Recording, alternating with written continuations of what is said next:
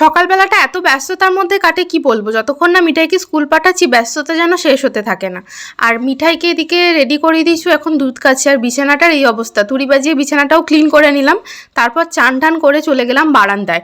আমার পিসি গেছে মিঠাইকে আজকে স্কুল থেকে আনতে, সেটাই দেখছিলাম যে কখন আসছে। আজকে অনেকটা লেট হচ্ছিল, সেজন্য আমি বারান্দায় গিয়ে দাঁড়ালাম। দেখো মিঠাইকে নামিয়ে দিয়ে ওর স্কুল গাড়ি চলে গেল।